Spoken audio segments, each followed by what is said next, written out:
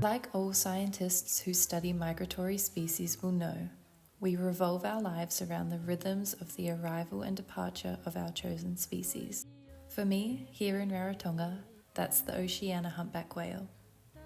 For 4 months of the year, our life is all consumed by their presence, logging as much sea time as possible. And then when the last blow disappears on the horizon, in their absence, we write.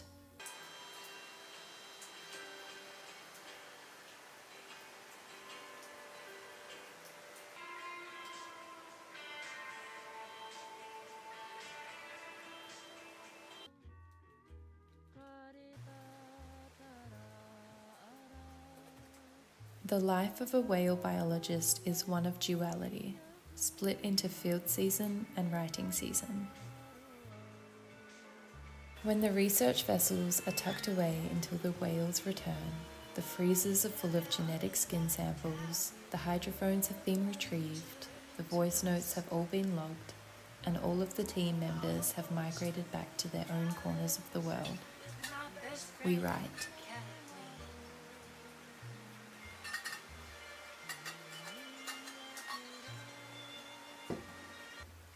After my first whale season on Rarotongans, I stayed behind in the valley. From morning to eve, I sat at this desk, nestled in the valley with the ever-changing view of the mountain, and listened to 1,000 hours of whale song that I had just collected.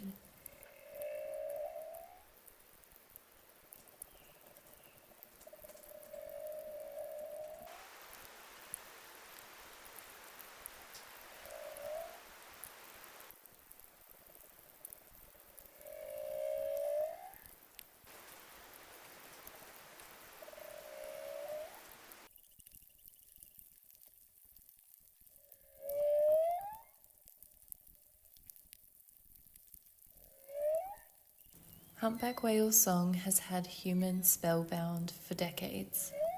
Male humpback whales perform hierarchically structured, socially learnt and culturally transmitted songs. What many don't know is that it is only the males that sing, and that this song changes over time. Sometimes it changes gradually. This is what we call an evolution, and sometimes that change is rapid. We call this a revolution. Humpback whale song is exchanged throughout the South Pacific Ocean basin in a phenomenon known as horizontal cultural transmission. It is an example of cultural transmission unparalleled in scale and rivaled only by humans. What that means is that the whales on the west coast of Australia will be singing one song one season, and then in 1 or 2 seasons' time, they'll be singing that song on the east coast. Scientists have found that this song transmits eastward all the way from Western Australia to Ecuador.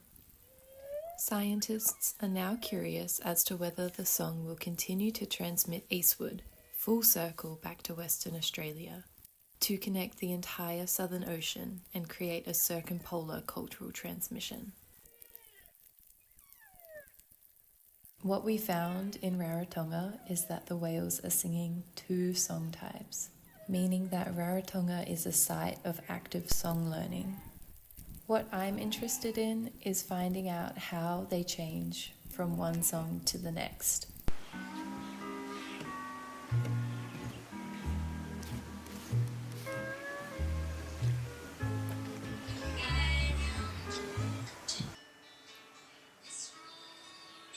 It is so scorching here today.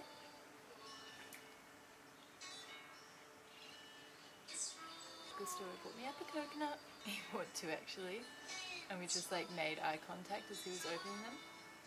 And he's like, "For you?" And I was like, "Are you sure?" You know, I'm just always there at the right time, and he brings me gifts. So I ran down, and we were talking in broken Bahasa English, and I was like, "Are you sure? Not both are for you?" And he was like, "One for you, one for me."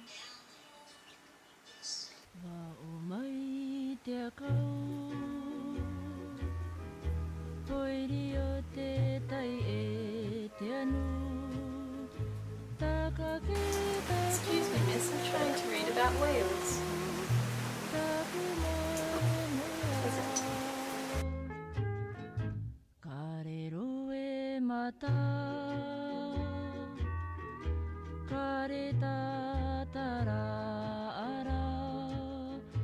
Even when the office hours were long, at least they were long together. Panda and Lily would come to visit me in the office every day, sometimes climbing the steps to sleep in the bed in the loft above my office.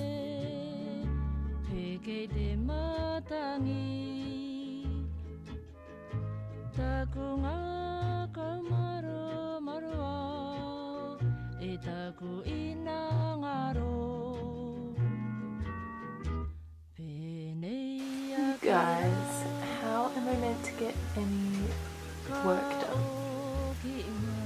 Just trying to work on my whale stuff, and then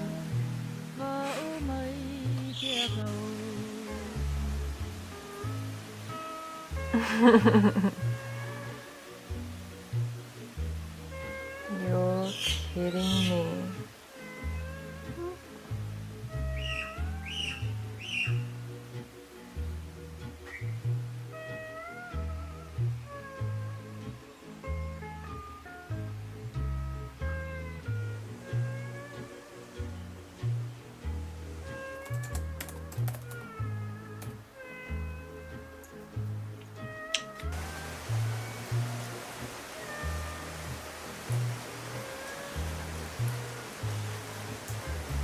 Gustowo would spend his days tending to the garden,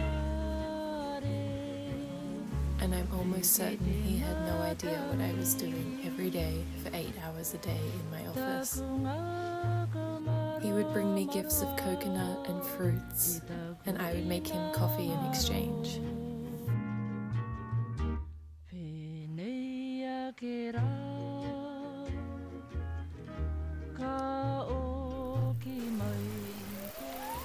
One thing you should know about me is that I'm like a human sunflower. I will always find the sun, even if that means relocating my study to the deck.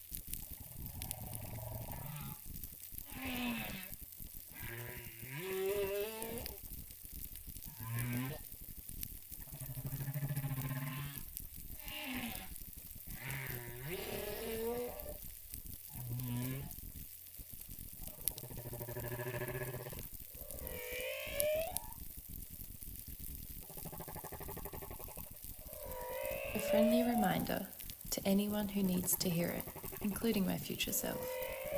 Never give up on your body. It has never given up on you. Don't forget to move it, to stretch, and to find a patch of sunshine to bask in, to momentarily do nothing, if only for a minute.